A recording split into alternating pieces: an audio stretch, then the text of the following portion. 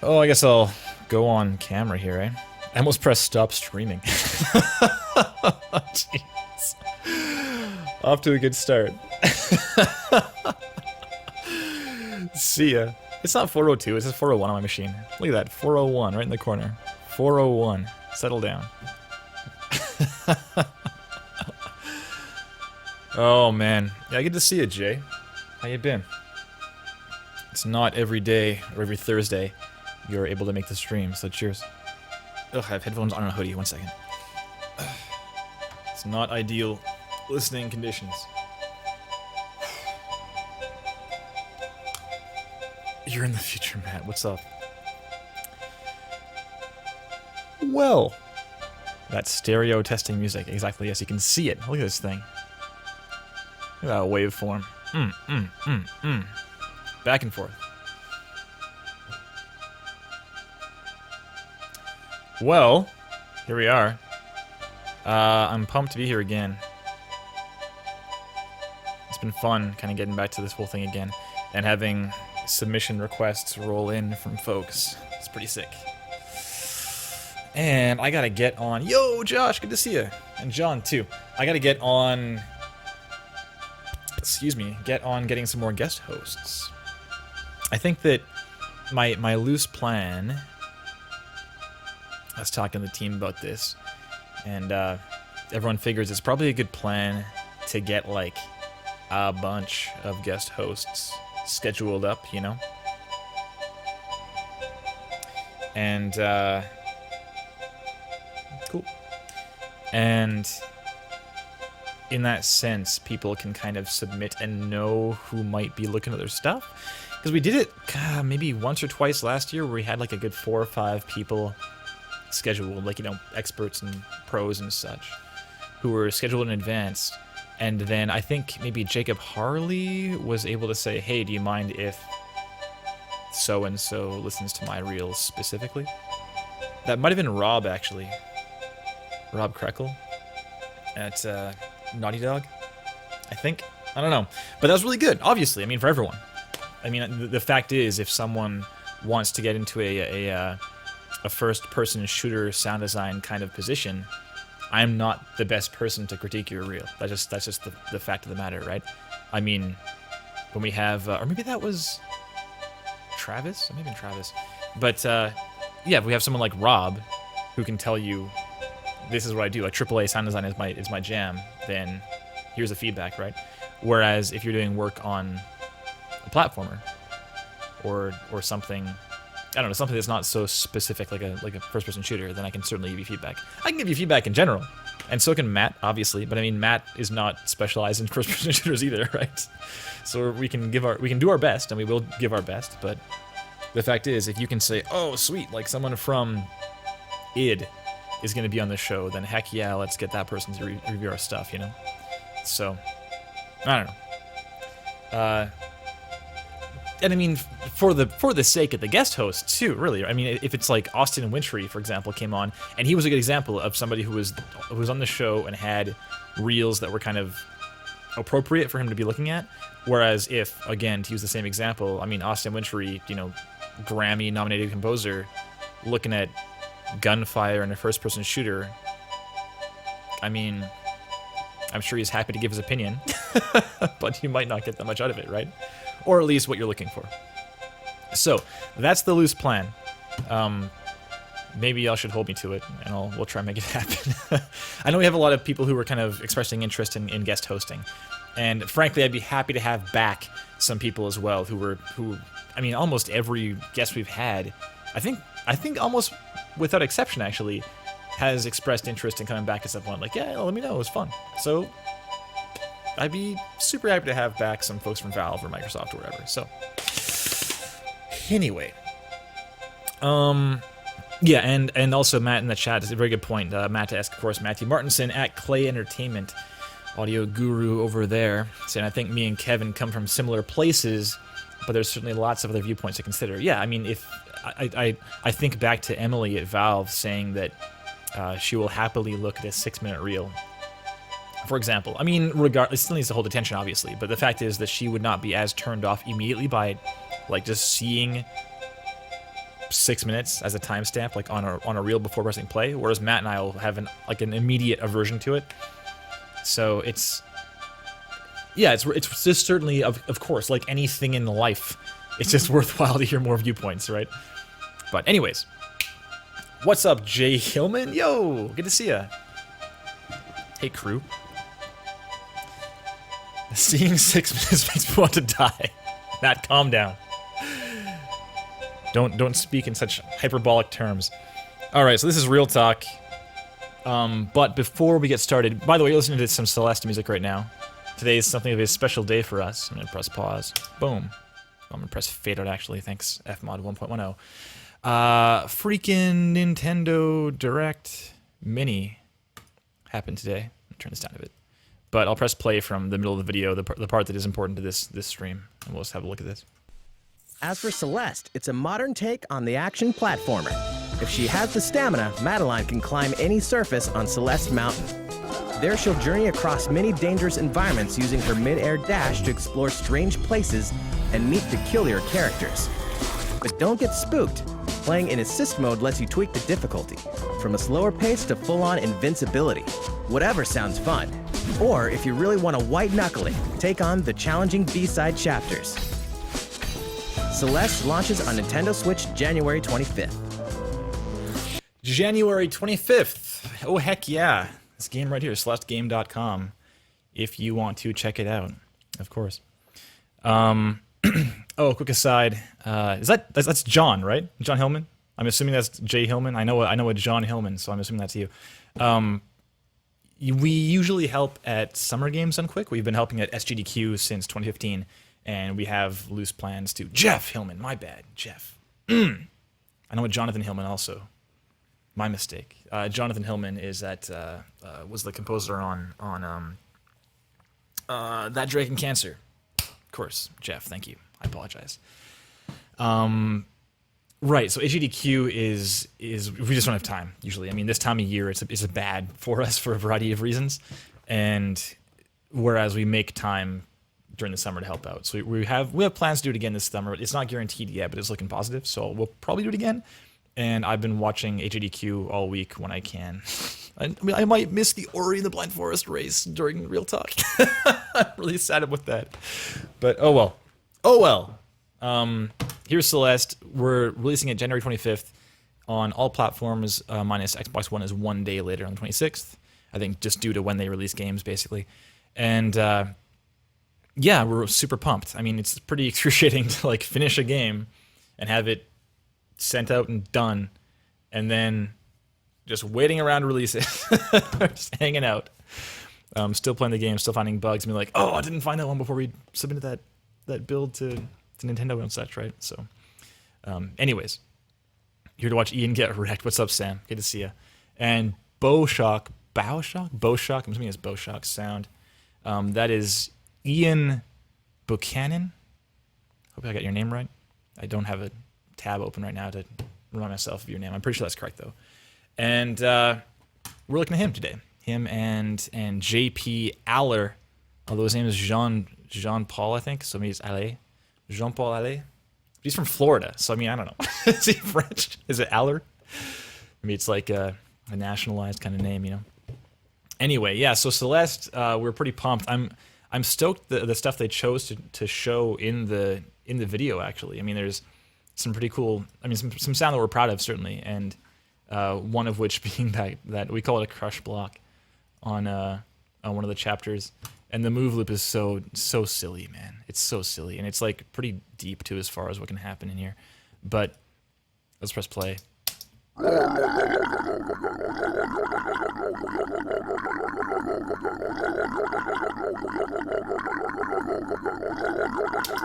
It just goes, and there's different there's different like intro loop pairs basically. So these are all the intro loop pairs that can play, right? Intro loop. You can see this waveform right here, kind of resembles the one over here, right? So it leads into itself. And also there's underwater too. It's not even part of the game, but it's possible to make him go underwater. So if you do, it's like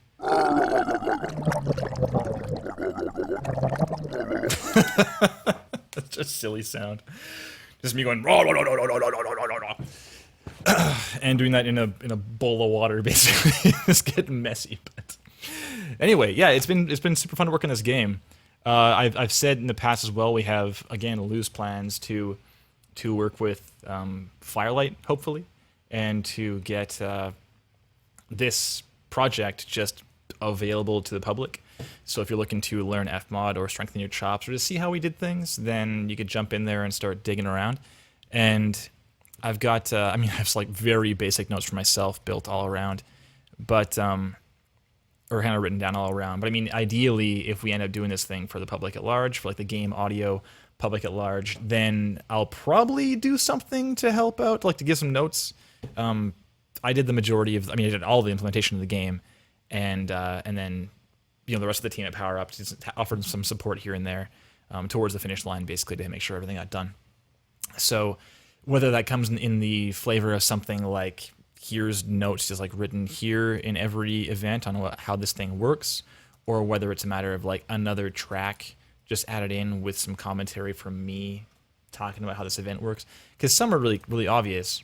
You have sounds like it's pretty clear how that works. It's press play and it plays through, right? But some that have this thing going on or that are a little more involved, like, let's look at the freaking dialogue for a second, right? The dialogue is ridiculous. It's actually just ridiculous. It doesn't make any sense. I don't know why I did this to myself. But, this is the full event, right? It's a nightmare to look at. So having some kind of indication how this thing works would be really helpful. And some music, too. Some music events are pretty crazy. So I like the idea of putting that out there, because I think of people like Stefan Schutz, who made Fmod tutorials on YouTube and such when I was learning Designer back in the day, and that was crazy helpful. So now that I still feel like I have massive imposter syndrome sometimes, like I don't know what I'm doing. So ideally, Firelight will look over this stuff and say like, okay, Kevin, you're doing stupid things here. Fix that first, and then we'll put it out in the world. Because obviously, if people are using this thing as a guide as how to do stuff, ideally, I want it to be correct and not just like misleading everyone and making the same mistakes I'm making. So, anyways, let's go ahead and get started, I suppose. If you're tuning in for the first time, or if you haven't been here for a while, this is Real Talk. We're going to be tearing apart a couple, where is he here? This one? Yeah, a couple reels from Ian and JP. We're going to do JP second. He sent me a tweet actually saying that he might not be around for the first bit, so make sure he sees the whole thing. We'll do Ian first. And Ian, we know, is here. Cool. So Real Talk is a weekly stream. We do it every Thursday, assuming we're around or at some event or something like that. And it's myself, Kevin Regami at Power Up Audio in Vancouver, and Matthew Martinson in the chat. Matt asks who's on Skype occasionally, but not today. And Matthew is the audio guru over at Clay Entertainment, also in Vancouver. And then we have guest hosts occasionally, which I was talking about as well. Hopefully we'll have more of those going forwards from around the industry to offer their respective perspectives. So we're looking at a few things on these reels. We're looking at websites and reels kind of together and looking at these criteria here. We're looking at presentation, material selection, content quality, and distinction. For presentation, we're looking at the website entirely and kind of just how you present yourself to the internet at large and people that might not know you very well or at all, and just how that kind of first impression looks in terms of aesthetic and navigation. And if I land on your page, kind of where does my eye drawn? What am I going to do? And hopefully, assuming I have like 30 seconds or a minute, hopefully your site is using that minute kind of optimally, right? And I'm not looking around confused or miss the important stuff. And of course, presentation also wraps in with the reel itself, with your video content and things like titling, and just make sure all the information we need is there. If it's too long, or if it doesn't flow very well, or if it does flow great, if it's a great length, etc. We'll try and give you back some feedback on what could improve and what is great, and don't touch it kind of thing. For material selection, we're looking at the content of the reel itself and your portfolio and the things you've shown on your site and what that says about your skill sets and what you want to be doing one day, or what you want to refine your craft within, at least, as kind of what area of audio. And what your aspirations may be and your work history and such.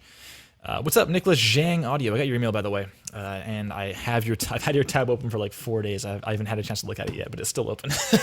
So I will get back to you. Don't worry. Content quality, down the criteria again. This third point, we're just seeing if your stuff is good. I mean, are you wowing people and making them want to hear more? That's really what it comes down to. In the first 10 seconds, ideally, you want to make people want to hear more. And if it's not quite up to snuff, or if you have areas to improve, we'll try to point you in the right direction, all right? For distinction, it's merely, are you standing out? Because there's a whole lot of folks who want those same gigs you do, whether it's in terms of freelance work for various developers, or working for a studio like ours, or Hexney, or something like that. Or if it's working at a AAA company, or even a smaller studio like Clay, or Double Fine, something like that.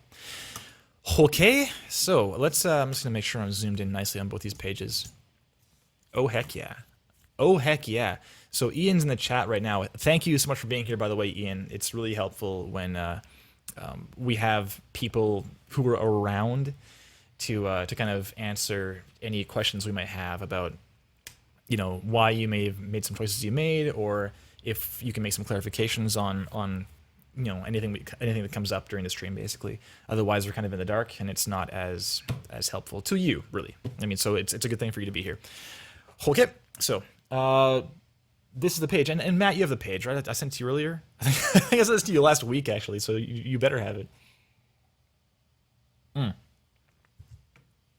Oh, no worries, Ian. That's totally fine. And as always, I'll see at the end of the stream as well. But if you have any follow-up questions, feel free to do so. Hit us up and see if you can make anything clear. Let's move this here. Bowshock Sound. This is a Vancouver area code, so Vancouver boy, or island perhaps. I think it's Vancouver. All right, so this is our landing page. Bowshock Studio, Bowshock.studio. We got work examples, resume, contact. I always kind of feel weird about a resume being a link, because it's like, I feel like a resume is kind of it should be a hand-delivered kind of thing, but, or at least like on a page about you kind of thing. It feels like this is less important as a header kind of link compared to something like work examples or contact. But small detail, and I'm sure very, very subjective kind of opinion. So, if you wish to make a sound from scratch, you must first invent the universe. Very nice. Carl Sagan, maybe. Yeah, something like that, wasn't it? A bowshock is a shock wave or a pressure wave that forms in front of an object. Oh, I don't like this. Like this. That's an issue. Presentation. I'm zoomed in, so that might be the issue. Yeah, so be aware of that. I'm gonna stay zoomed in though. Where was I? A shock wave or pressure wave that forms in front of an object as it moves at a supersonic speed. They can be observed to a lesser extent at the front of a ship as it travels through water, which is where the bow, is it bow shock? I'm pretty sure that's bow of a ship, isn't it? I'm saying it wrong the whole time. Bow shock. They can also be observed as a jet travels through the sky, or more dramatically, as a planet or star moves through outer space. They are the closest thing we can observe to a physical example of sound in space. In the same vein, my job is to fill the silence of the universe with sound. Wasn't that nice? Bow shock. I'm going with bow shock then. This is a new term to me, actually. I haven't heard it before. Demo reel. I'm not zoomed in, and that side stuff overlays weird to the bigger video windows. Well, let's see that then. Let's zoom out. Or as much, perhaps, if it's like a smaller window or something like that. Is that what you're saying? Yeah, I can see that. If it's not a wide window, that doesn't scale very well. Be aware. A bow shock sounds like like a shock rifle in UT, right? Unreal Tournament. Any UT pals in the crowd? Oh, heck yeah. Zooming in again. For you folks at home or at work, more likely. Work examples is next. Oh, it's on these vertical pages? I see what's up here. One of these. Okay. All right. So work examples, Metropolis redesign, some stuff. Cool. It's a reasonable amount of text. This looks like a different text or different font or bold or something. It's kind of weird.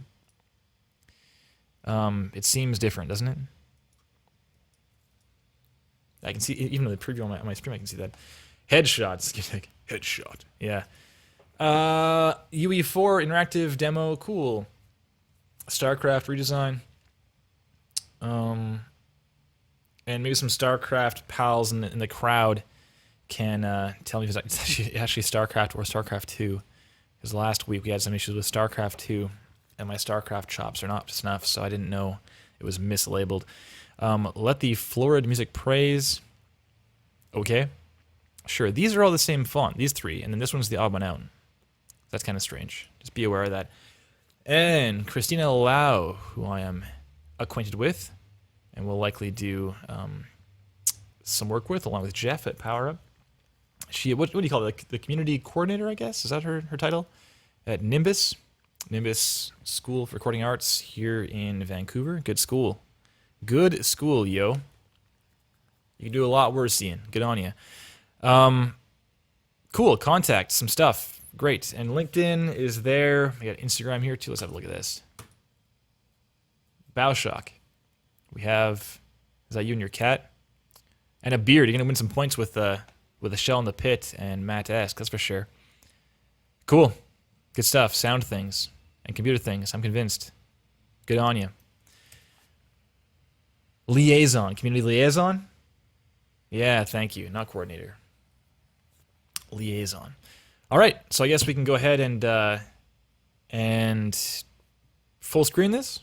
There's like 5 plus alumni in the chat right now. Yeah, it's a good crew. It's a good crew coming out of there. 127, not bad. And make sure this is full volume, and I make sure I have my compressor on. We're all good to go. Let's go ahead and press play.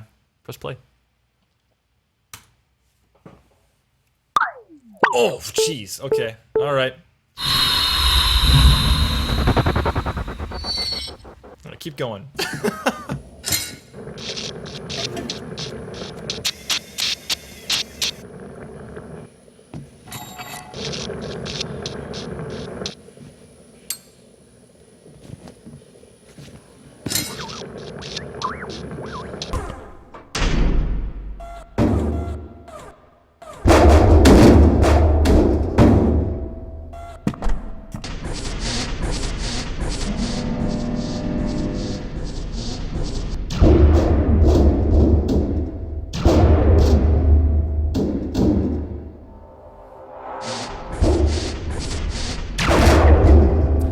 Gonna pause for a second. So right now I'm feeling a little bit like my attention's lost, and for that reason I was in this pause. I was kind of considering whether to even stop the video or not, but I'll tell you, Ian. So as you may know in past segments of Real Talk, basically if Matt or I feel like if we weren't streaming, for example, if we weren't streaming this reel and this critique, if you just sent it as a resume to us, or if we just got the reel, just saw it randomly on like Reddit or just somehow randomly, then we wouldn't feel the need to watch the whole thing, and we just sort of watch as much as we think.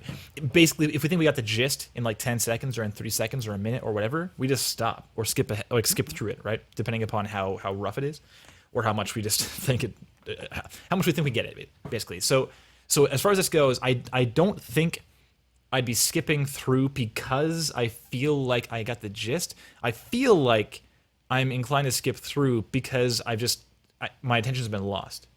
So the reason my attention's been lost is my attention isn't being guided around very, very fluidly, and it doesn't feel like you're making deliberate choices as far as where my attention should be. So, I mean, we'll go through the whole thing again, but basically it's a text thing, and I saw Matt say that the cuts are crazy, and Skunix has lots of text also. Yeah, the flow is like really jagged, and for that reason, I'm not viewing it as a full piece, and I feel like I can just jump through it. But we'll keep going, okay? We'll come back to it.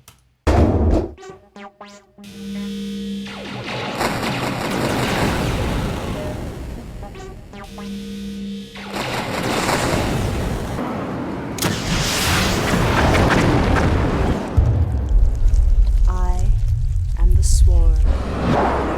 Armies will shatter. Worlds will burn.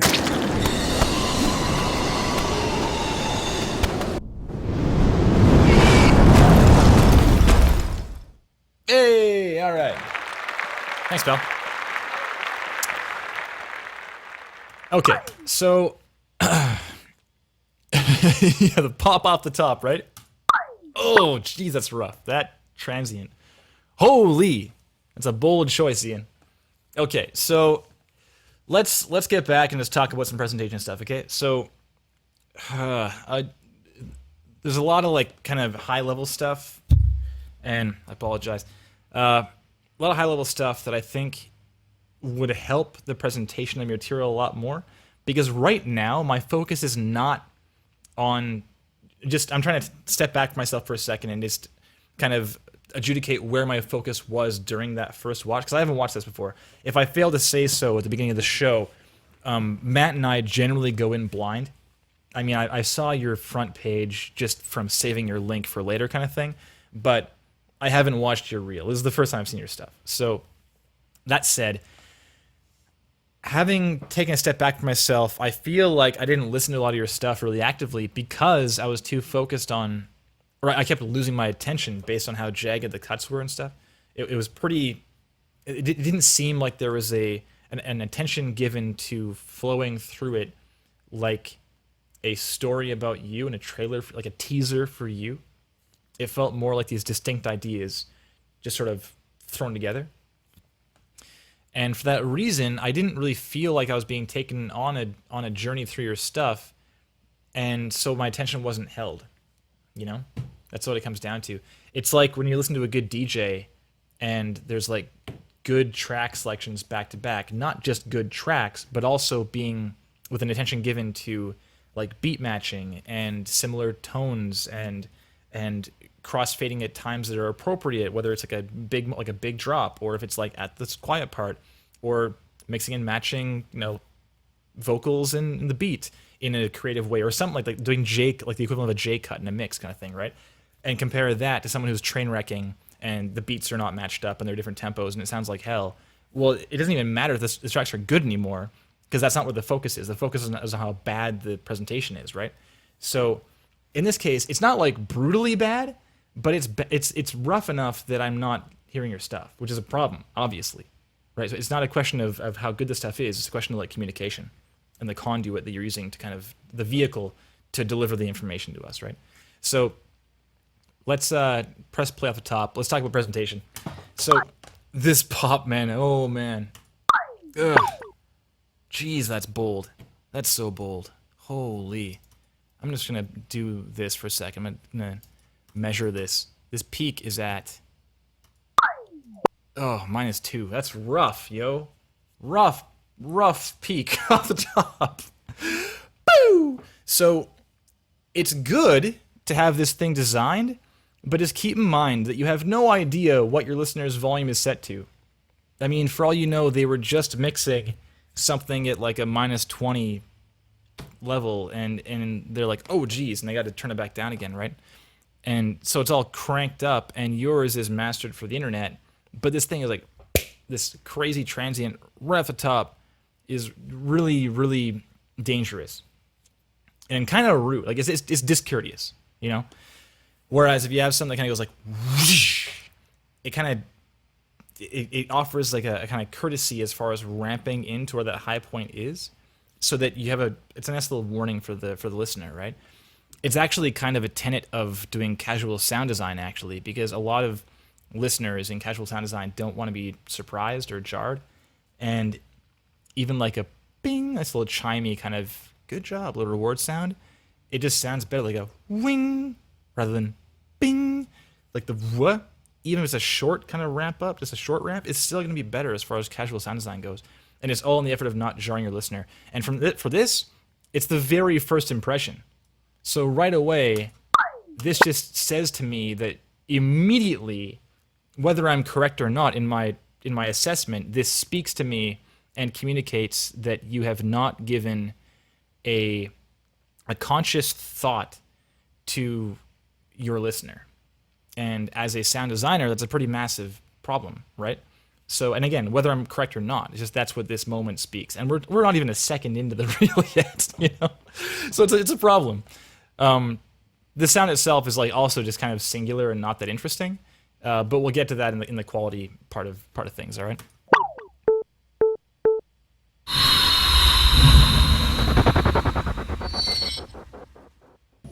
All right.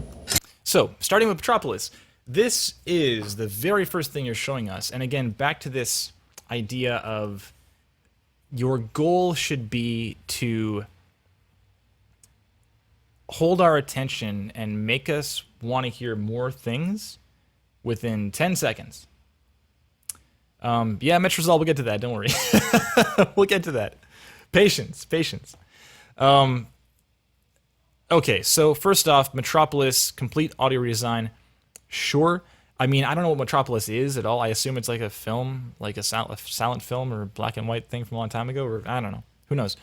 Complete audio redesign. Got it. This is now getting into the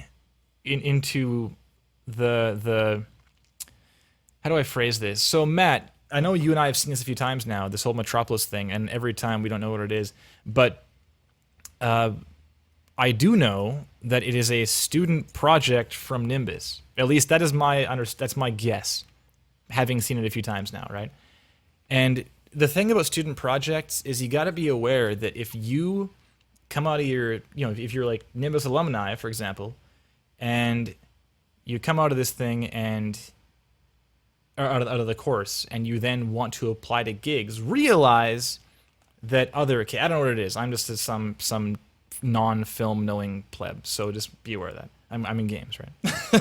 But my co-founder Jeff is like a film aficionado, so he probably knows what it is. But regardless, the point is that if you end up submitting student work as a portfolio piece, then realize that we're not going to be looking at this with a white canvas, like with no previous bias. It's a similar problem to redesigning Blizzard, which we'll get to also, is that people might have a preconceived notion of what that should sound like. With student work, they will have a preconceived notion based upon the best version of that thing they've seen. And even if it's good, in fact, even if it's even better than the previous ones they've seen, they're already like, this again.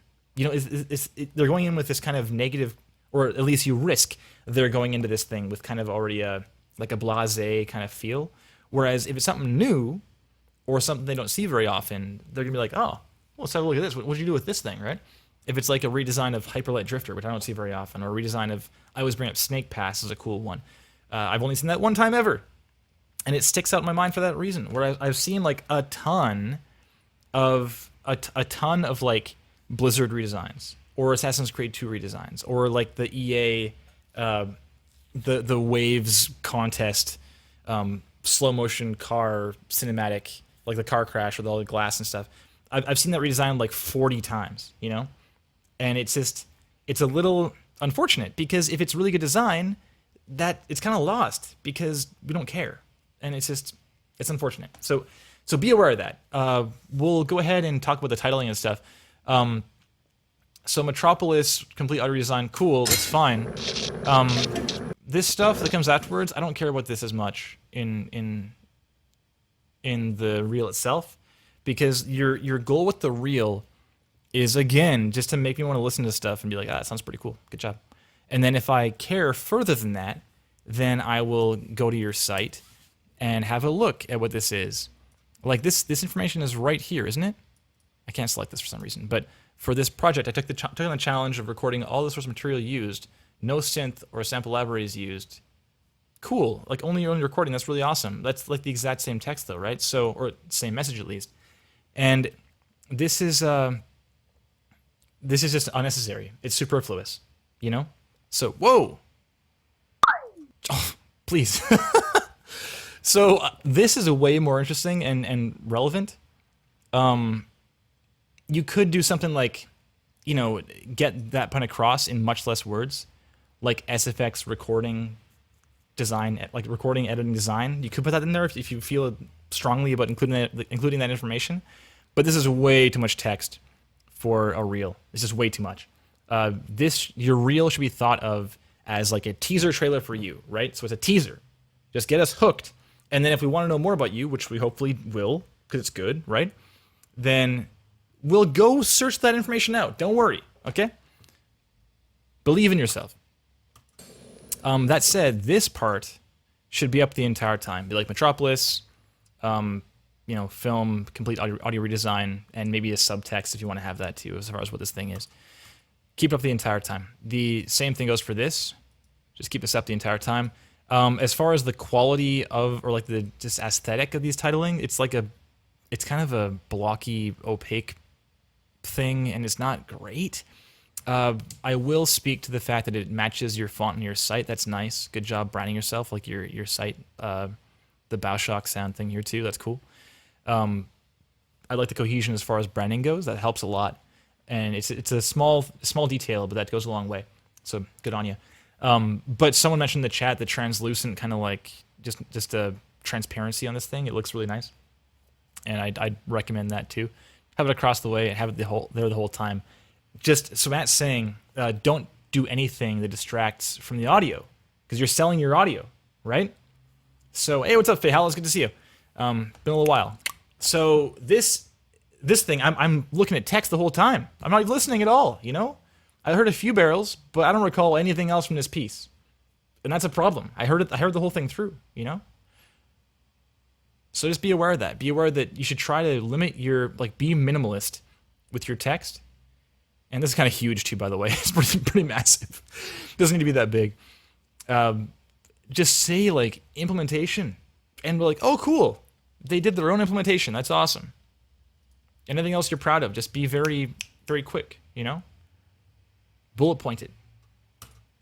Because for implementation, especially. If it sounds good, then I'll absolutely go listen to what you did and go hear you talk about this thing you made. I mean, ideally you have that as a follow-up, because if people do want to hear more, then you should have that for them to kind of, for them to be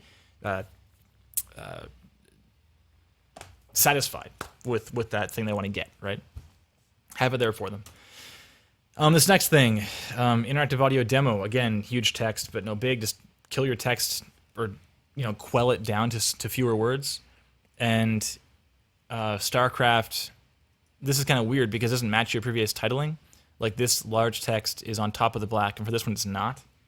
And I guess it's to show more of the thing behind it, but just make your text smaller and make it a smaller bar in the same spot with transparency, and you're good to go. All right. Stereo in 5.1. If we can't hear the 5.1 mix in Vimeo, then I don't really care about that so much. And it's kind of cool to know you did 5.1, but again, that kind of information could be on the video in your portfolio section. Hey, this is the thing we did for school, and I did a redesign in stereo in 5.1. Just say that. It's oh, cool. So you have some if you just get the point across, you have some familiarity with 5.1. That's fine, I guess. But you're not really displaying a 5.1 mix in this reel. That's kind of why it's weird. But that's a bit of a subjective thing for me, and I think Matt probably as well. But I don't know, maybe worth considering. Let's talk about the flow of this thing, though, because it's pretty brutal. I would say it's the biggest problem with this reel, actually, is the flow. In the end, good. You have the thing at the end with... Oh, it's silent, though. Too bad. Have some sound there also, man. Okay, so this is good. Information's all there. This size text is nice. It's cool. Just have that for your titling also. Let's talk about... Let's talk about these cuts, though. They're rough. So, press and play. Boom! There is no fade. Jumping ahead. This one actually has a pop. Know what I'm saying? I hope so. If I record this...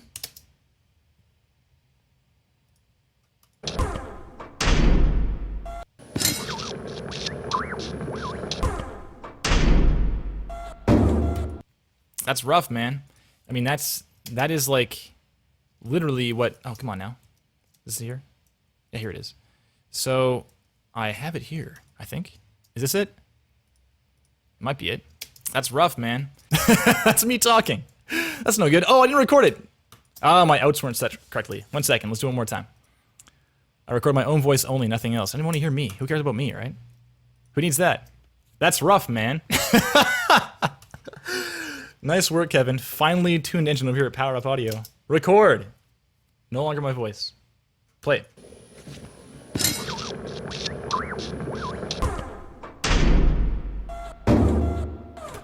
Cool. We got her that time. I'm going to consolidate this and export it somewhere useful. And then perhaps like my desktop is fine. I'm getting rid of this in like 5 seconds, so no big. Yeah, here we go. So let's have a look at this. Go ahead and open up Isotope RX. And hopefully nothing NDA breaking is open. Correct, nothing's open. Cool. This is Audio 2 194. Good name for a file, if you ask me. This is brutes, man. It is brutes. Look at this thing. Ugh. Oh, that hurts. Oh my god. It's rough. It's rough, yo. Yeah, still 4. Apologies. This jump is what you want to get rid of, yo. It's bad. And anyone who's been in audio for, well, a long enough time to be hiring you is going to hear that instantly. And it's just, it's I hate to say it, but it's a massive rookie mistake, you know? Just crossfade your stuff. It's really bad. It's as far as like details go, it's one of the worst ones to miss. And it's all it says is that your attention to detail is lacking, and then it makes people wonder how far that goes, you know? All right, so going into things further, I mean, by the way, I'm gonna turn my compressor back on, my sidechain back on. So by the way, as far as that goes, this is like, that is a problem later also here. I think it was this one is bad. Okay, it wasn't as bad, cool. Worlds. So I did hear that one, but all of these cuts, they just seem like you have no attention given to how this thing flows. And flow and telling a story with sound design is a huge part of your job anywhere. If you're being hired at a small studio or a big one, or a studio like Power Up, or like I was saying, Hexany or Hyperduck or whatever, it's paramount. And this thing just says that you don't really care about that. So it's a problem, you know? So be aware of how this piece flows into this piece, flows into this piece, flows into, like, it's really important, okay? All right, let's go ahead and talk about material selection, yes? All right. So I began talking about this thing and the whole student thing. I kind of got ahead of myself, I apologize, but the student, oh, I didn't realize this is also not on black. Just be aware of that, consistency is important. Choosing student projects is rough for the reasons already discussed. This is cool. Implementation, yo, it's good. Good to include this. This is great. And then interactive audio demo replaced original audio and created a system for random firing sounds. Great. More interactive stuff. It's awesome. StarCraft. It's a poor choice, in my humble opinion. We've had various AAA folks who have had other opinions and say if it's good, it's good. But I would still argue heavily against it. It's, I mean, Blizzard, their stuff. So Jeff mentioned that we tore apart his choices to redesign Diablo 3. And yeah, yes. Like, you're not going to do better than StarCraft, you know? And the same thing goes for, and I say it, this is one of the most common things that comes up on Real Talk, is that people choose to redesign things they should not, like, there's very, very lofty goals, you know? And if it ends up sounding good, then kudos, good job. But the simple fact of the matter is, if you are at a point in your career where you need a reel, and you're trying to, you know, get some traction for your career and get going, then I would argue you're probably not at the same level as the Blizzard designers. That's just how it goes. You might be an anomaly. It's possible, but it's, given the data points accrued thus far, probably not. You know, it's just what it comes down to. And I applaud your ambition. And what this does say is that you, yes, are ambitious, and that it speaks to your aspirations to get in a AAA studio. So hopefully you do want that, because that's what this says. And furthermore, it speaks to your interest in games and what you like in games, like redesigning League of Legends, or redesigning like Star Wars, or whatever. Like, it's gonna say just implicitly, this is my jam, you know? So it is doing those things. But just be aware that you're going up against the original. That's what's happening. You know, no one's going into this with a blank slate. They're going into this knowing perhaps what the original sounds like, okay? And Matt's saying, the other thing with student projects, it shows you did what you had to do. Thank you, Matt. I did miss that point. So it did what you had to do, not what you want to do. It doesn't show that you're stretching past the minimum. Hey, cheers, Jeff. I'll see you around. So with school projects, if we see things like that Metropolis thing, Yeah, so what Matt's saying is, yeah, you did that because it was a class assignment and there was a deadline on it and you had to do it for school, right? I am as a potential hirer, and Matt as well, with the audio team and the the staff at Clay, they're gonna want to hire people who are passionate independent of school. And again, you might be, I don't know, but that's the problem, is that this reel doesn't tell us that. And ideally it does. If I go to someone like let's do this since he's in the chat, joshadambell.com. Freaking Josh's page is so freaking good, yo. It's so good. It's just like a Squarespace template or something, right? But it doesn't matter. It looks great. It's tight. It's got like a really kind of cohesive look to it. The content is obviously all him just kicking ass and being like, I love audio, He came on Real Talk and like the next day got hit up by Cloud Imperium for an interview, Because the site looks sick and it sells him so hard as far as like just his interest and passion for his craft. And seeing this page, it's the kind of thing where I almost don't even need to listen to this stuff, because the skill in audio can be taught, but I can't, I say this, I've said it more than once, and Matt has too, I can't teach you to give a shit, And this is clearly communicating that part is taken care of already, So if his like Unreal Cave demo just doesn't sound good, who cares? Like this is clearly like he's willing to put the work in, Whereas if we have things like a StarCraft redesign and Metropolis, which we've seen before as a dual project, then that's, again, it's just not conveying that same kind of information. All right, so I don't want to harp on you too bad, because this site does have a lot of like attention to things like branding and content and such. You've obviously put a lot of your best feet forward. What kind of phrasing is that? You put your best feet forward. That is both of them, hopefully. So I think that I would encourage you just to, now that you're, are you even done school? No. There's no about here, right? Is there a resume? Like, you talk about the bow shock, but not really about you. So, oh man, I hate this text so much. Top of page, demo reel. So this is not really about, like this, we kind of skipped over this, but this about doesn't tell me anything about you. It's like kind of nearing like a company mission kind of thing, but it's not really even that. So, like, I don't know anything about you. I assume that you're probably in school. Nah, Josh, it's not even kindness, man. It's just the facts. Like it's like observable reality. it's the truth. So, I'm glad that you've submitted to Real Talk a long time ago, because you're a great example to call upon. So this is like fine, but not great as far as selling you. I want to know more about you. So you're done school, but this is kind of a bit of a, I don't know. I want to know more about you. Once we care about your work, then the next step is like, who is this guy? And I don't really have an answer. Sam Willow down here. You can contact at powerupaudio@RegMK, or our contact form at powerupaudio.com, and that'll be a great way to submit your stuff. All right. Okay, so let's stop harping on all this presentation stuff and talk about the actual content. All right. So let's get back to the very first thing. We'll talk about this intro. All right.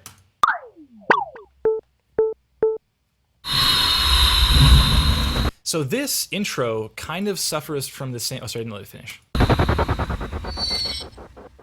All right, so this intro kind of suffers from the same overarching kind of issue with flow and cohesion.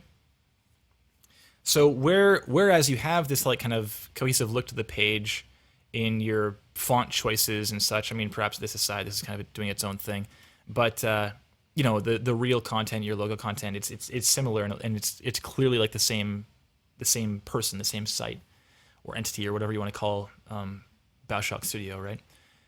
But this intro is kind of a series of disparate designed moments. So we have this thing, and that thing, the pew, boo, the doot, doot, doot, which are kind of their own sounds. And also they're happening at different points in time. Just like this, then, all right? So nothing's overlapping. And then is like really out there compared to those previous sounds we just heard.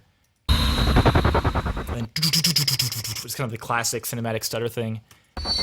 And then it's like the kind of, you know, sword shing, or perhaps like just a waterphone style, like bowed, like SFX kind of feel. So I feel like you might have had a goal in mind to communicate, hey, I do a variety of sounds. Like I do sci-fi, and I do digital stuff, and I do this kind of fantasy spell kind of sound, and I do Foley, and I do cinematic stuff.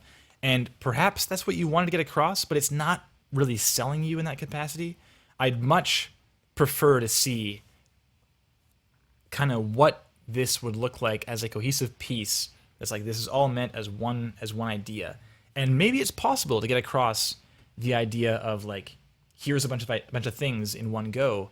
But again, be aware that people might not know that much about you, or maybe they met you at a meetup or some conference, or on the street, a coffee shop, like whatever, and you give them your card and they go to your site, but they haven't heard your work before, and they might think on first impression that this is your idea of what a cohesive piece, like a finished product, sounds like. And unfortunately, it's just not that cohesive. It doesn't flow into itself very well. As Matt's saying, the pops are surprising, the swirl is grating, I'd agree. The stutter thing is strangely panned. Yes, it is, like, to the right side for no particular reason. I mean, it kind of goes from left to right, but it's in the right-hand channel the entire time. So there's a lot of kind of... it's not a warm welcome. That's a great way of saying it for Matt. So we'll carry on.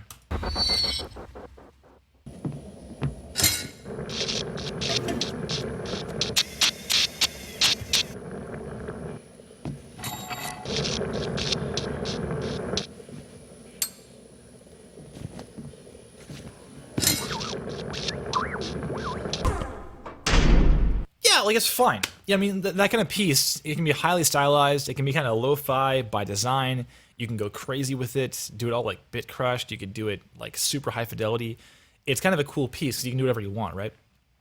But it kind of makes it difficult to adjudicate it, because I don't know if it's a lower quality thing, or if there's like less sounds, or if it's not as hi-fi as I might expect, then, or some things are hi-fi and some things aren't, then you're kind of like, you're not sure what was a choice and what wasn't. So I mean, it's fine, but from a standpoint of... Well, let's mention this for a second. I don't know that... I mean, from your content, like the interactive stuff and the implementation and the StarCraft design, this speaks to me that you want to get into game audio, right? And also just your submission to Power Up Audio's stream, Real Talk. I assume game audio, but from that standpoint, this being a student project and also this being a film, just feels out of place. So I don't know. It's hard to assess it really. But anyways, Matt's saying it feels a bit empty, but is very in the feeling of the film of that time. Yeah, the woo woo and stuff feels correct for that kind of era. And some stuff's cool. Yeah, I mean, it's the clicks are nice. It's all self-recorded, which is nice also. This little crank is kind of missynced, but I mean, as far as redesigns go, you can tear them apart like crazy for sync, so I'm not too concerned about that. So this thing's like, where is it? Is it here? Yeah, like kind of, it's heard like over here also, but it happens there. I mean, it's small details, right? But I mean, that's how it goes with redesigns. You can always find something to nitpick. Let's talk about this.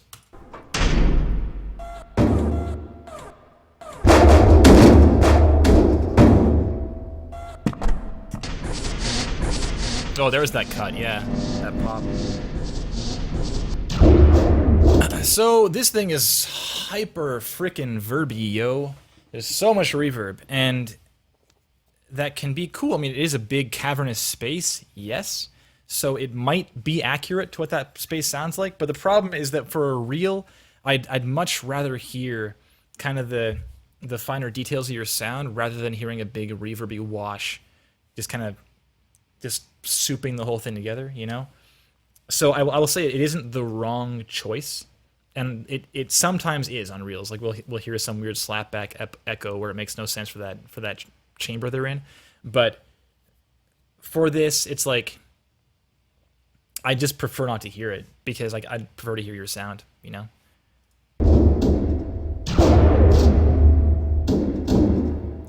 And the thing is, like even these barrels hitting, they're not. They seem like more reverb than direct sound.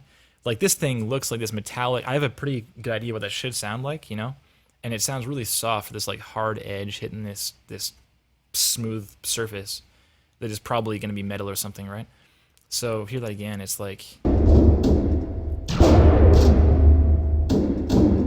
everything just seems kind of distant and not really active, you know.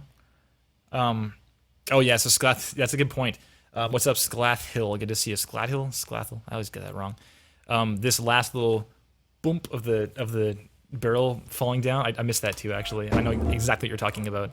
This orange barrel right here that goes bop silently, and because there's nothing happening in the scene, we do hear that. I mean, it's like tagging, and there's stuff happening. This says, hey, like this as a piece. It says, hey, I have interest in interactive audio and get my hands dirty with that kind of thing and learning more. That's what it says. It's not like that crazy as an interactive demo. There's just sounds tagged to things. So, I mean, it's like stuff like the barrel falling over. Like Sclathel, I wasn't really going to mention that because it's not a huge issue for me in this scene. I'm much more interested in just it's saying that you want to do stuff with this. And for interactive demos in general, if it sounds great, it's almost bonus at that point, you know? I mean, Josh Adam Bell in the chat had this occlusion demo that was super cool, and that was a great example of like a bonus because it sounded great, and it was also expressing his interest in interactive audio. So, I don't know. It's like not a huge issue, but I feel like getting stuff like panorama and space into consideration would be an idea. Like having that is kind of in the room and wide, and it's almost for the sake of the gamer rather than it is happening in front of us. Like I don't hear a lot of direct sound for this effect, you know? If you close your eyes, for example, Ian, I'll play that one more time. Close your eyes.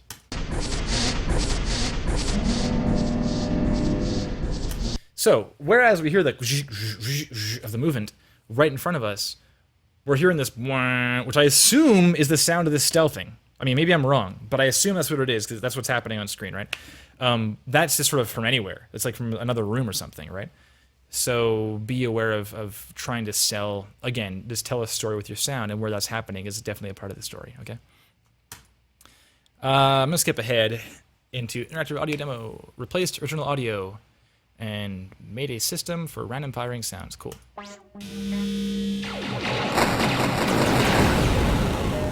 So the sound's kind of coming from weird places in this demo.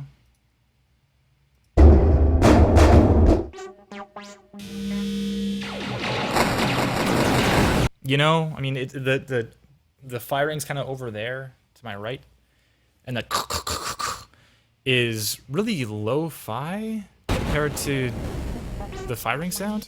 Is that kind of weird choice? Am I alone in that one? I don't know. It feels strange. It feels like a strange choice. Also, music is not necessary for this demo at all. Just leave it out. Unless it's sound effects, I don't know. Sounds like music.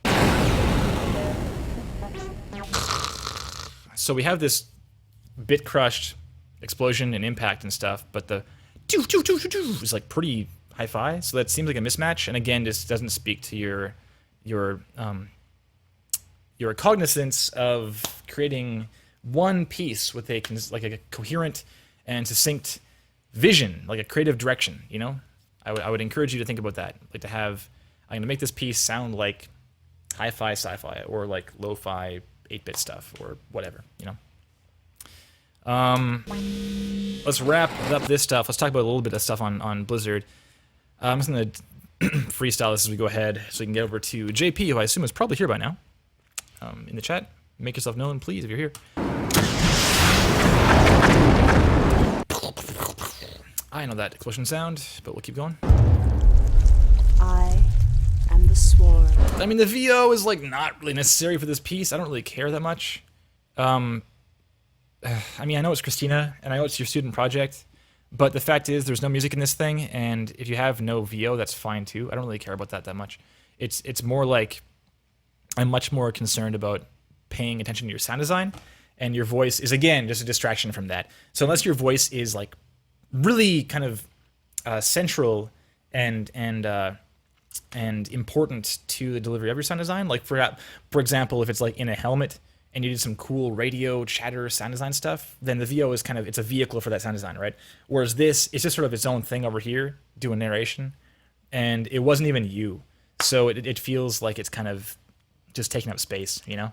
Armies will shatter. Like I'm listening to this stuff, and then armies will shatter. I hear Christina, and it's just, again, pulling away from this cool stuff you have going on here, so it feels weird. Worlds will burn. All right, this is a pretty common mistake, or just kind of a sign of not yet super mature sound design. This is talked about all the time on Real Talk, because it's a very common kind of design consideration that is not considered. And that is pre-life, and telling a story with the whole sound from start to finish. This kind of emergence and launch is a bit of a singular sound. Worlds will burn. Worlds will burn. You know, we don't really hear the whole story of this thing launching out there. Like what's happening before it, what's happening during it. It's more of like a kind of it's like a full. It's not a moment. It's like it's a phrase, you know, and we don't hear a phrase. Will burn. We see that movement start, but we hear nothing from it. Worlds will burn. And it may seem like nitpicking, but it's kind of a tenet of sound design that you should consider across all sound design. The whole like beginning, middle, and end for a sound effect, whether that's a whole piece or a single sound or like even a single gunshot, it's something to consider, you know?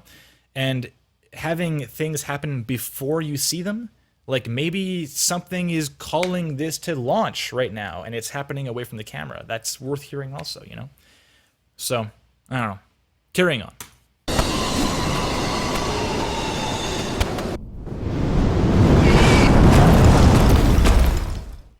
Okay, and just that final piece. I mean, it kind of calls back to this piece here, just being aware of your reverb compared to your direct sound and what that says about the space and where the thing is in the scene and so forth. Just be aware of trying to build out what that dimension might be, like the ambient space and what like where things are happening and what the space is shaped like and what that might sound like as a result. It just helps sell the whole piece, right? And a lot of those things will never be acknowledged by the listener, but it'll just make the whole thing sound better and just help sell the story, you know? Okay, and yeah, so Matt's saying impacts don't sound like they're in the right place. There's a right space. There's a canyon of buildings for reflection to be bouncing off of. Agreed. Oh, and he also gave a great note here. It's for the VO. It wasn't the worst VO. Yeah, it's fine. You know, it's like it's not great, but it's Christina. I know her personally, so it's like I know she's not she's not. It's like it's passable. That's what it comes down to. It's passable VO. But it's not really what that VO would sound like in that trailer, so that's also distracting. It's just, I just wouldn't have it. Having it in there for your student project, sure, but then for the purposes of a reel, if you must include the Blizzard piece, you know, that choice aside, then just don't have VO, it's fine. Okay, distinction, unfortunately, I would say you are not yet standing out because of your, there's a lot of details like this thing here and like the text here being kind of weird and just not saying anything about you, and we'll just look at the resume really fast too. Okay, there's stuff about you here. Put this in your freaking page, man. Don't make me search for it. I know these credits. These are good to have on your page too. Yeah, credits. I don't know. It's worth having just a page for that stuff and have your resume like a downloadable PDF somewhere if you need to have it. Sure, but I think that consider what things you're building out. And, say which EA you're at. Yeah, sure, there's a lot of them. That's a good point. So yeah, just be aware. Think like Josh Adam Bell and express your passion for sound through doing more things. Just do more of them. You know, do a new audio redesign. I would recommend not addressing the things you've already done, like the things we said about your work. Don't. Who cares? Leave it. Just abandon it. That's a done project. It's finished. Walk away. Do more things. Just keep building more pieces, and then that work will be more indicative of your current skill set, and it's much easier to grow off of new material than it is to like keep tweaking forever, because you're not going to build that whole trailer from scratch again. In some cases, that might be what you need to do, right? So, anyways, we were like super over time. There's a lot to talk about there, but I will go ahead and do this. Matt says mid pack, not standing out, but not at the bottom. Yeah, there's some good work here, man. You know, it's not bad work at all. If it was, I would tell you. But there's a lot of maturity that can be gained there, and a lot of just like the flow of the thing. You know, just make sure we're hearing your work and not distracted about for text and cuts and stuff, hard cuts. Okay, Brontosaurus, what's up, man? Good to see you. Oh, and Daniel, I didn't see you earlier. What's going on?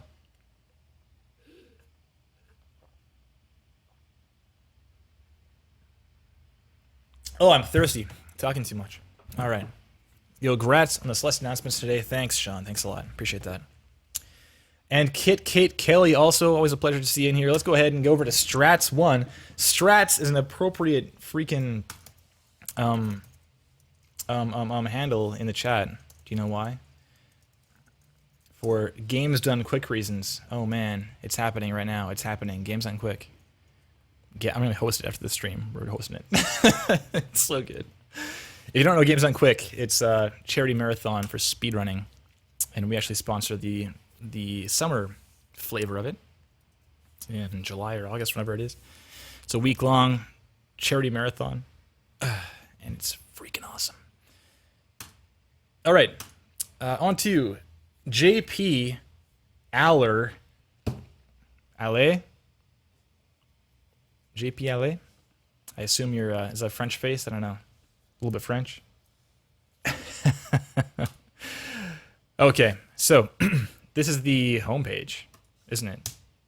Home is the homepage. Bold move, my friend. So, I will read this. Well, we'll glance through really fast here first. Colombian. Oh, damn. Not French, just Aller. Okay, Aller, got it. So, let's glance through first. We got contact, classic form, some info here. Wonderful. Post-production. Okay. Whoa. Post-production. We know. I just clicked it, yo. And here's you in the background, smoldering.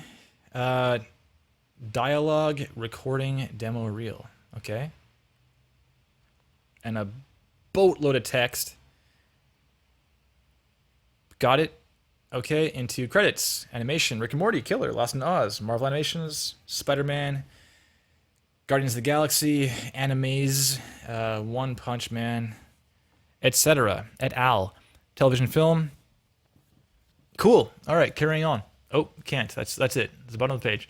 Back to game audio.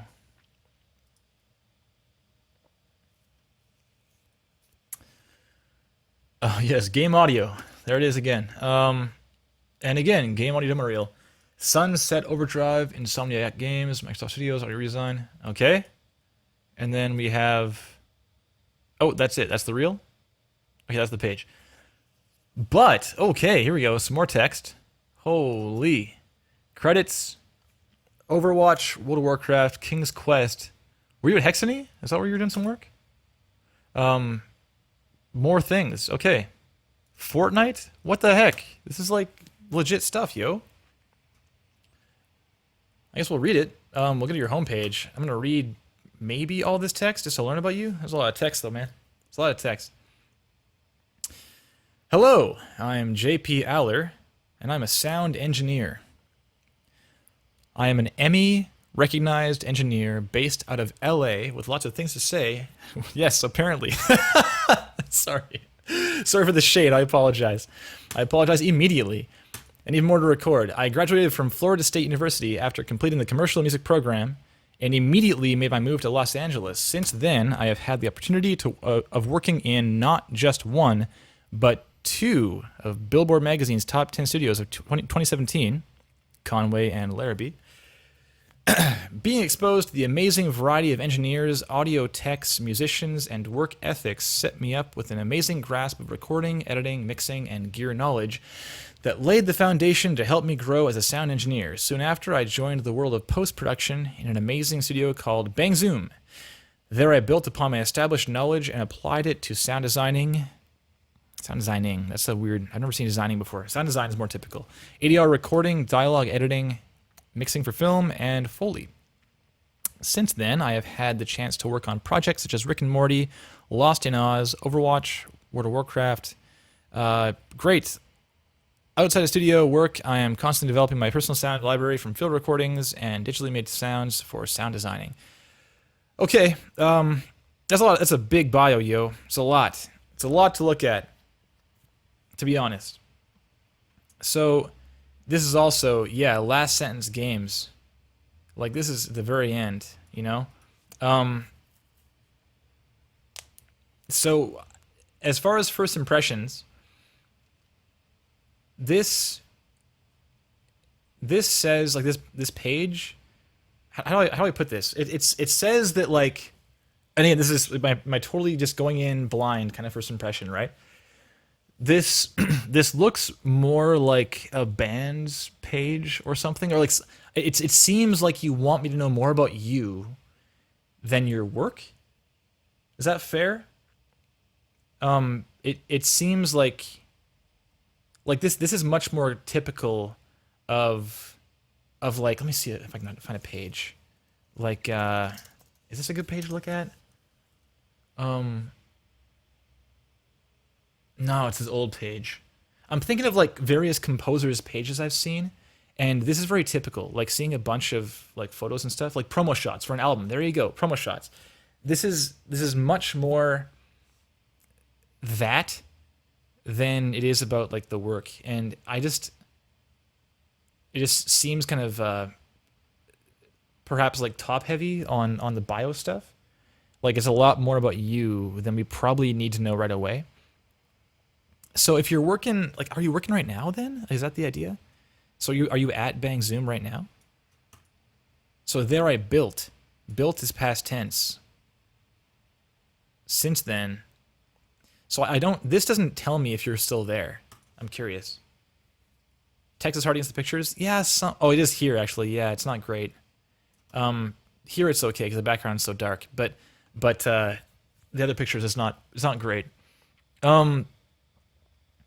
So I strive to capture, mix, and deliver the most unique and memorable sound for games. Current favorite games, favorite sounding games. Okay, sure, Bastion. Yeah, good on ya. My wall has like a Bastion quote on it. It's awesome. Great game. Ori and the Blind Forest, heck yeah, great sounding game. League, yeah, pretty damn good. These are all good games, yo. Yeah, all right. I mean, So, okay, here's what we did with that problem. I mean, it's a different layout, mind you, but as far as the text on images thing, this is what we did, right? We have this thing going on, and like the team. Who is this guy? Who even is that, man? We have this, you know? It's like a darkened area or something just behind it. Maybe you could do that, like have a stripe where the text resides or something like that. But I don't know. I mean, first off, I think you can kill off a lot of your text, man. I mean, we haven't even gotten to game audio yet. So game audio, here it is. So also in the effort of kind of minimizing the amount of content needed on the page, much like Ian's page, we're saying like kind of minimize down, just trim all the fat. I just clicked game audio, you know, and you're like, game audio. I'm like, I know. You know, if you went straight to this, if you had this video top, boom, right here, and then like maybe beneath it, this information, and like maybe this also, that'd be fine, you know? Like totally fine. It just seems like this is just extra and kind of weird. It seems like, again, you're not conscious of how your visitor is navigating, because I just pressed post-production, and it's like, boom, there it is. And then contact doesn't have that. Doesn't have like contact. So again, it's then kind of being inconsistent on top of just being kind of weird. So not ideal. And then here you don't have the text for this thing to tell us what it is. So it just there's a lot of inconsistency for this stuff. Also, this text is like the only place it's used. And then it's just Arial. Is that Arial? I think it's Arial. Everywhere else. So just this, where you have a lot of attention given to these like promo shots and stuff. You know, like here's this artist, this hot new single. It doesn't feel like there's a lot of attention given to building your actual brand apart from your face, you know? And yeah, I think that your face certainly could be part of your brand. Totally. It's an option. Absolutely. But it just feels like it's not really a kind of a full package right now.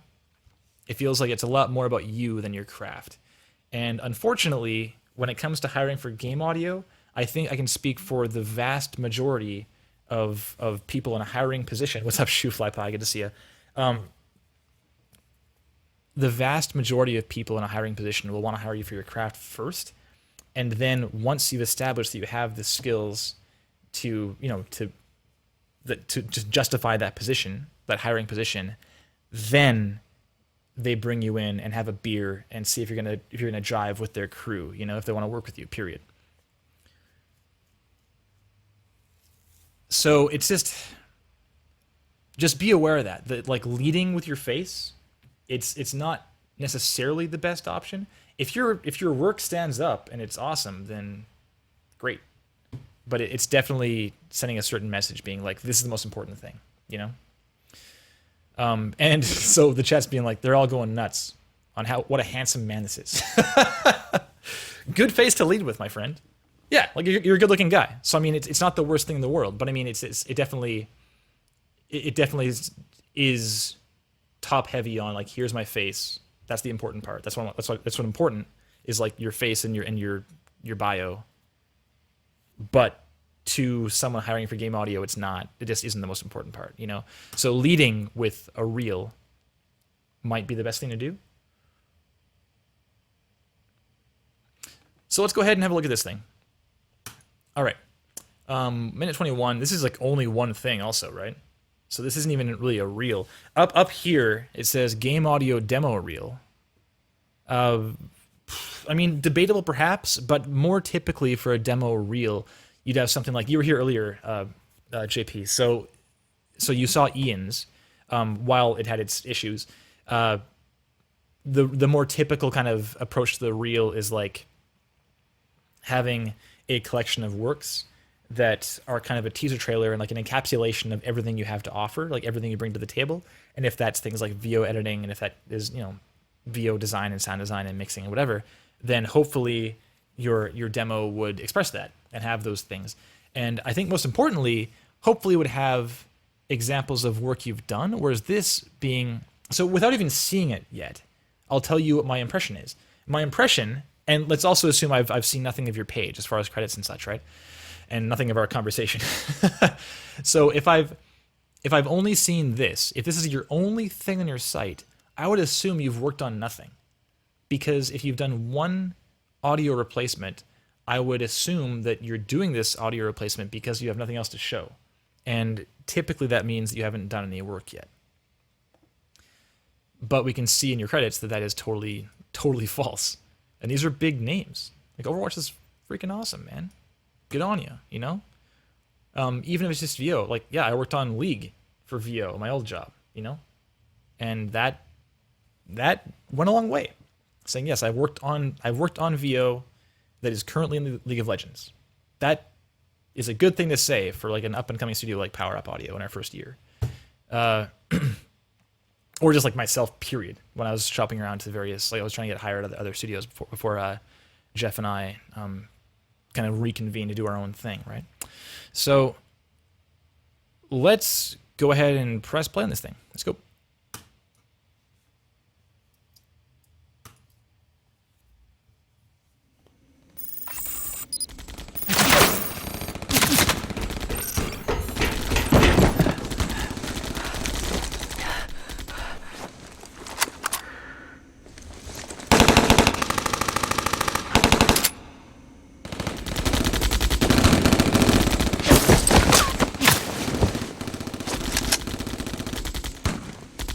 Okay, so I'd for sure be skipping through by this point, but we'll keep watching, all right?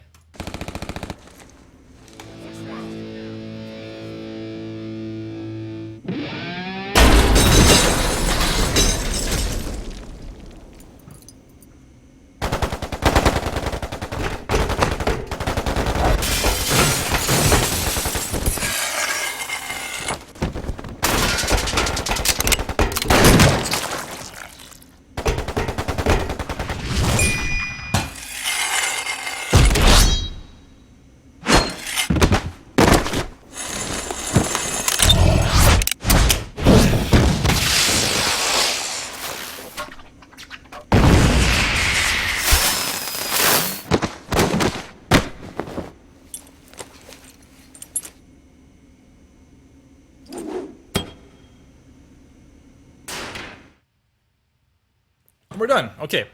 First off. All right, Matt says would probably be skipping too. All right, good to know. So, let's talk about this. So there's a lot of really, I mean, the fact it's not really a demo reel, just aside, we'll probably skip over a lot of that content. If you want to know more about kind of what we think about what a demo reel should look like, then you can certainly look at past episodes of Real Talk and past segments, or even go to GDC and go to our talk. That's going to be the audio boot camp, seeing as you're in the area, at least nearby, at least. So, here's the weird thing. So yeah, this is really strange. We've got no VO. So let's talk about VO in general for a second. There's a few things I want to talk about with this. So with VO, we've got, we've got the breath, which is one of the first things we hear, right here. Which like isn't great as far as sync and location and stuff. It's okay, but it didn't really sell me. We've got breath, which is arguably voiceover. You know? So then if you were watching my face when this happened, right here, I was like, whoa, there's no voice. You know?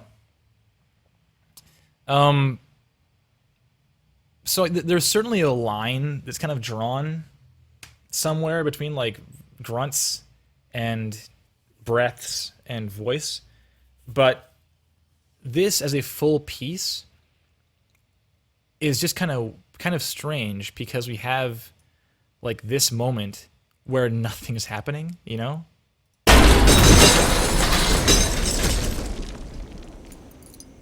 Like nothing. There's some glass debris just chilling. And then nothing there also before they start firing. So it's just kind of it's a weird flow without voiceover. So whereas we do say that no VO is better than bad VO, so you just said it. Matt just said no VO is better than bad VO. There it is. Quote. But straight up talking on camera feels strange with nothing. I agree 100%. It's a little bit strange. It's a little bit jarring.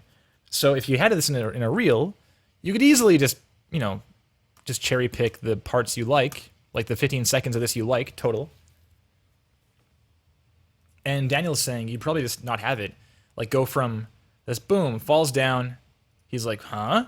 Cut this scene out, go straight to these dudes being like, what's that? And then they start shooting, you know? You'd easily do that. Very, very easily. So apart from that, the fact that VO is apparently your main focus, or it was your focus for a long time, to have no VO in here seems also kind of strange. I mean, heck, I've done VO. So for example, in Phonopath, I paid I paid a pittance to some actors I knew. So Phonopath is a game I made years ago, like in 2012, and years later had like a nomination for best audio in the IGF. It's like an audio puzzle game built for people like you, like game audio pros and aspiring game audio folks. So I was making it as a portfolio piece actually, and I needed some decent VO, but I'd been working in VO and in like an audio house for a little while. So I'd established some relationships with some actors, and just through hitting them up personally, I was like, hey, I'm doing this like glorified portfolio piece basically, and I just throw like $50 your way and have you help me out. And they're like, sure. So in the case of this, if you insist upon having VO, I feel like in your position you would know some voice actors, or at least have some idea of some people. or some up-and-comers. And maybe that's worth doing. It's just doing some ADR and get this thing done, you know? Might be an idea. But if not, again, I wouldn't blame you. It's like no VO is fine. Just focus on VO is weird when you have no VO. So let's talk about other things. Presentation-wise, you have this at the beginning, sure. It's silent, which is unfortunate. I'd like to have some sound there. See ya, Josh. Thanks for hanging out, man. Also, the end just stops. It's kind of weird and jarring, and again, just doesn't speak to your ability to tell a story with your work and your cognizance of flow. Doesn't really communicate that. You might have a great idea of that, but this does not show that. You know. There's no titling, obviously, because it's a single piece, so we don't need to talk about that. For material selection, once again, it's one piece only, and this doesn't. Your portfolio content is one thing, and unfortunately, it doesn't really say much because it's hard to say a lot with a single piece. Again, going to think like Josh's page you saw earlier probably has just a ton of stuff, and if we want to dig in, even just glance, like a cursory glance, tells us a lot about what he wants to be doing. Whereas this doesn't really tell me anything. It tells me you want to do sound design for cinematics, which isn't really a gig, you know. It might be something that people do as part of their job, but it's not going to be a singular job in a AAA space, especially. Okay, carrying on. So talking about sound design, I guess. Matt, if you have any comments, go for it, man. I'm all ears. So I saw some people saying that the machine gun fire sounds familiar. I didn't hear that, but I mean, I don't work with machine guns very often, so it's kind of understandable. But be aware if you're using samples, then they're being heard by people who work with samples or have worked with samples, and they might hear them. I did absolutely hear other sound effects that I've heard before in libraries. There was like a fireworks thing later on that I've heard before, and it's various stuff. So be aware that if you're editing stuff in, then it might get called out, or at least just acknowledged by people who are very familiar with that. The average listener wouldn't hear that, but you aren't making this for the average listener. You're making it like this. If you're making a trailer, sure, it's for the average listener. But if you're making a reel piece, like a piece to be in your reel, then realize the kind of who your audience is. And your audience is people like us in hiring positions. Okay?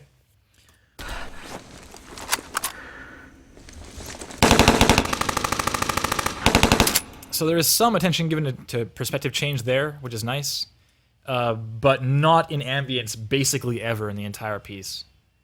It just sounds like this kind of vast warehouse, empty warehouse for the whole time, you know?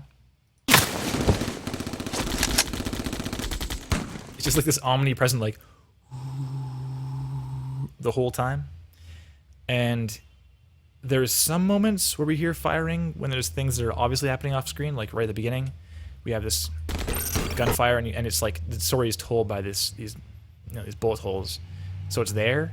But otherwise, and also the gunfire is kind of over here right now, on my left-hand side. But there's like the left-hand side, there's a wall there. So as far as selling space with panorama, you're not really doing it, you know. That one's to the right. That's good. And so right there we have a, but nothing's really happening there. Like,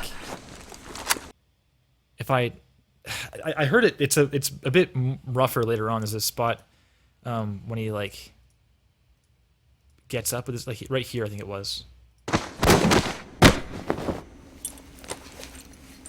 It's like so active. The Foley's so crazy there, but nothing's really happening. Like he's just getting up slowly. So this one was much more jarring to me than this one was, the opening. But he does just go like this. That's all. He just does that, and there's nothing else really going on there. So just be aware that this kind of smacks, the whole piece kind of smacks of like sound editing more than sound design, where you're like taking a sample and like putting it here, and taking a sample and putting it here. And you may have done more work than that, but I'm sure this is a lot of work to do a redesign. I appreciate that, and I'm sure you did more than just like drag and drop for all this stuff. But be aware that when you have moments like that, then it kind of paints the whole thing with the same brush, you know. And he's not even really, so Matt's saying it's not how you prime that gun, and he's not even really priming it. Like he's just holding it up, isn't he? yeah, he sort of just does that. Just readies himself mentally.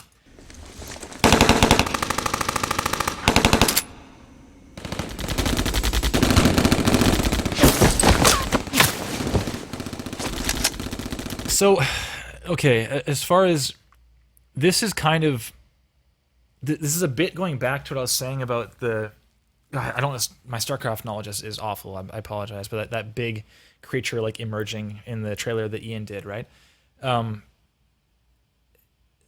It's not just building what happens beforehand, like thinking of everything as a piece that goes start, middle, end.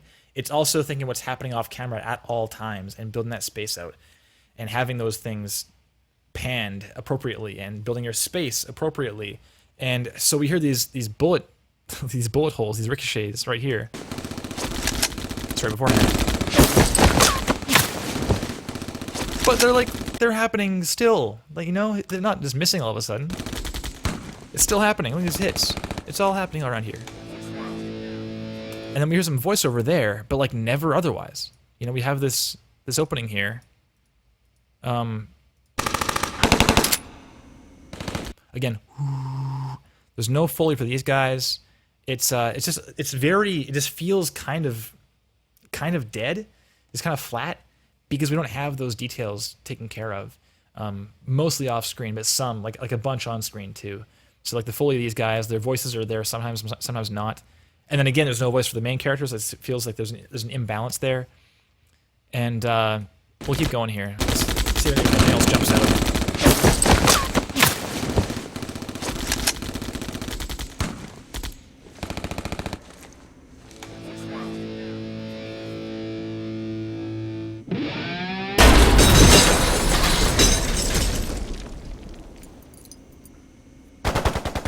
For this door sliding, it's like, it's okay.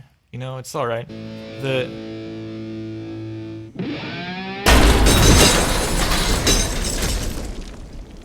Yeah, there's a lot of debris afterwards that's pretty cool, but it's a bit louder than the main part. And I feel like this is right up in your grill. It's right up in your face. So I feel like this scrape could be really detailed at the very end. It's like ronk at the very end. It'd be so sweet to hear that. This sliding would be, it should be the main event for this whole phrase.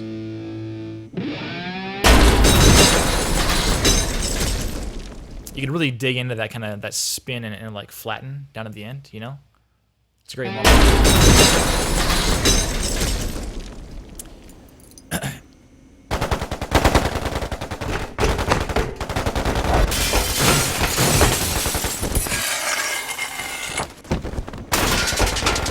Yeah, and the Foley there is like kind of loose. Also, the cloth flaps and stuff. It's like.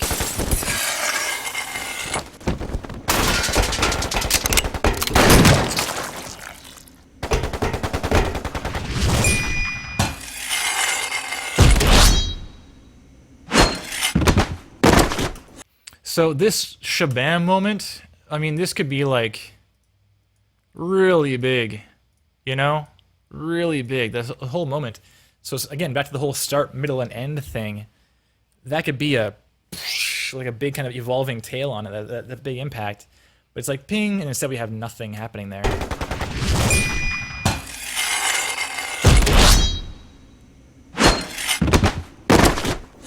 I mean, maybe that'd be filled up by music, like maybe, but I don't know that's what you're thinking. So, I don't know.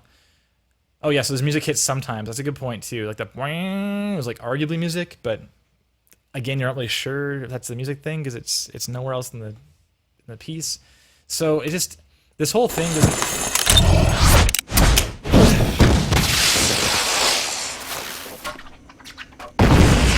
Yeah, like that moment there. So okay. I'm sorry to be like tearing this apart so much, I apologize, but like, there's still ambience here, but right here, this is like, it's super stylized, and we're pulling away from what's actually happening in the scene, so this in the background is really a huge culprit to why this piece feels so flat, because it's like this, we have this floor established, and it's there the entire time. So that's kind of establishing, like, this is our space, we're never leaving it. But we totally are. It wasn't like slow-mo, and these like really hyper-realistic moments where it's like really up close, and we have these moments where it just cuts away entirely into like this thing where this is super close up, and then we have the comic book thing. It's like boom, boom, boom, but through it all, it's like so this just cut the ambience. Like the space does not matter right now at all. Where it's a different kind of space. This could be a really cool, like, just really hyper detailed, like, these three things happening in a row and make them all really different, like frequency content, and like latch on to like really specific parts of the sounds and just do hard cuts, because that's what this is. It is like a hard cut from like 1, 2, 3, and then like back into it. It'd be really sick. And there's the hit, right? So I have like that build to that big hit moment.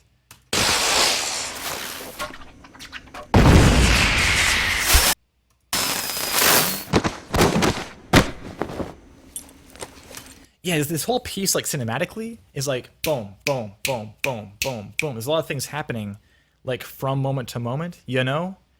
But it's just like... The piece feels a lot more flowy when it should be a lot more jagged. It's kind of the opposite problem to Ian's thing. Is like, Ian made something jagged that should flow a lot more, but this has been built to be like hard cut, hard cut, hard cut. So in terms of your job as a sound designer, your job is to guide the attention of the listener and help support the story and what's happening visually, right? Visually, it's very jagged, but it's by design, and it flows in its own way, obviously, right? So it's like boom, boom, boom, boom. It's like attention here, attention here, attention here, and we're going from moment to moment in a really deliberate way, but the sound isn't really supporting it in that same respect. So even this last bit, like, what's our attention? Where is it for each moment, you know? Like, well, right there, it's the slide. The movement's huge. The gun, you're latching onto those. It's good. There's slow down there, but the ambience does not slow down, so it just feels like it's kind of inappropriate there. And then, boom, this ping, you have that. Good. And here's the thing, though. So this was the important part when it was close up, but it no longer is. And it's far away. Now he's far away. It's more about the movement now. Shabam. Flip, grabs it. Boom, boom. Back here, no perspective change on the boom, boom, boom.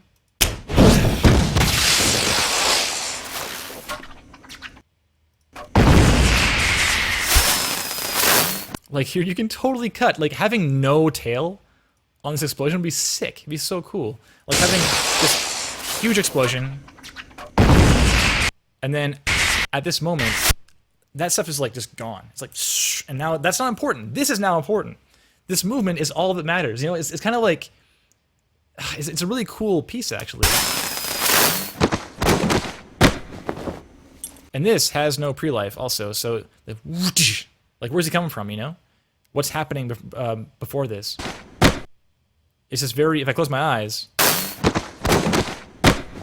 that boom, that one transient of the hit doesn't really tell a story of what this does. So it's a very good practice to kind of close your eyes and see what your sound is, like what story your sound is telling alone. And if it's doing a good job of like, of selling the space and where things are happening and what's happening, then you're in a good spot. But right now, there's a lot of things that we're hearing that are not really, they're not independently doing their job, and they kind of need the visual. Whereas I think you could do a lot better, or just you could do well to consider a lot more as far as what your sound does by itself. So for this example, like having a whoosh in, like where was he just now, right? We know where he just was. He was flying in the air.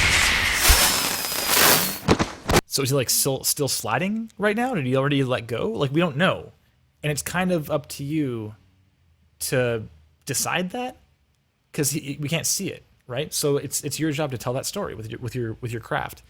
So that could be maybe like we hear him let go right now, ting, and we're like, oh yeah, he was on that wire, right? On that cable, and then we're like, because that's like, I mean, just knowing what he looks like, he's like doing acrobatic flips and stuff, right? So you're like and then to land. But it's very singular right now.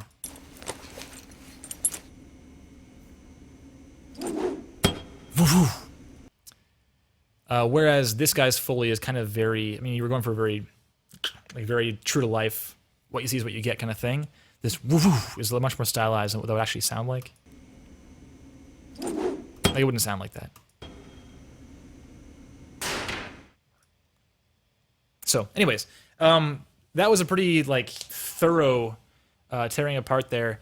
Matt says, side note, and by the way, I did see you, Strats1 in the chat saying this is older work. I appreciate that, but no one knows that, you know.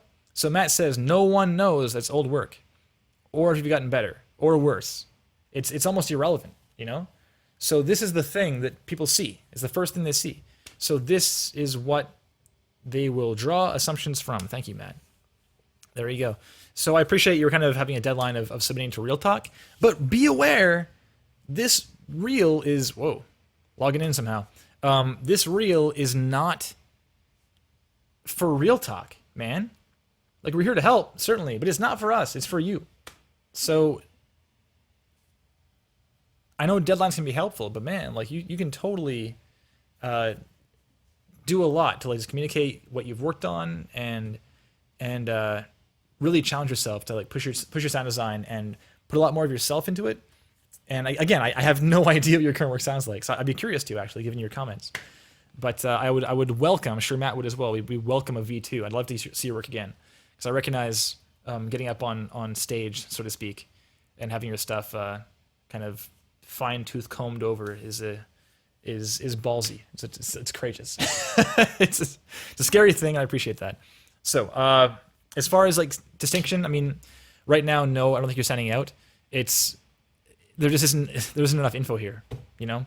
If it was something like I know Matt, like Clay was just hiring for sound, and I think that I don't want to speak out of turn, but I can assume that if Matt saw this, he'd be like, I want to know more, and there's not enough information here, you know.